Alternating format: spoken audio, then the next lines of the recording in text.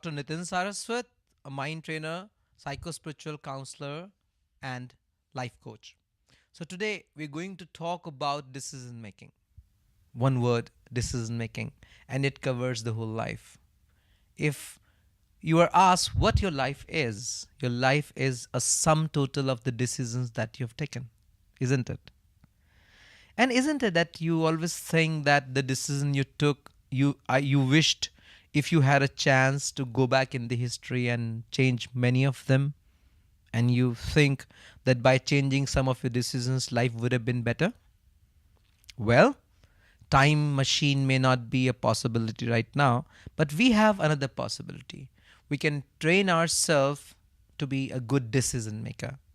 Is it possible to train yourself to be a good decision maker? Believe me, decision making is all about training yourself right. By my experience, I have seen only three category of people. One, who do not know how to make a decision and they know it. Second, who do not know how to make a decision and they never know it. On the contrary, they always think that they are very good at decision making. And third, who have mastered the art of decision making. So let's talk about the first one, the first category first. The people who know that they are not good decision makers. Their life is even easier because they know that they are not good decision makers. So they ask for help. They ask someone else to take decisions for them. They become more dependent, but at least they know what to work upon. The second category of people are the most they are the people who are troubled the most. Why? Because 90% of them are impulsive decision makers and they think that they are very good at decision making because they make it quick. Taking a decision quick is not actually good decision making. So these people, they do a lot more harm. But just because of the ego factor, they never realize that they are not good at decision making. And the third community is that it's a fraternity that is of successful people. If you ask me, the biggest thing in success, what makes people successful, that's their ability to have a good decision making skill. So where the decision making skill comes from?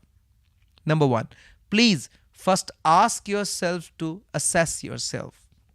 How good you are at decision making. So how to know if you're good at decision making? Very simple. We will have few steps to follow. Number one, can you assess a situation? Number two, after assessing a situation, can you come to the possible conclusions? Number three, can you choose the right, what is your preferred option? And last one, can you own up your option? If you can use all these 4 points, you are a very good decision maker. What people who are not good decision makers do? Why decision making is so difficult?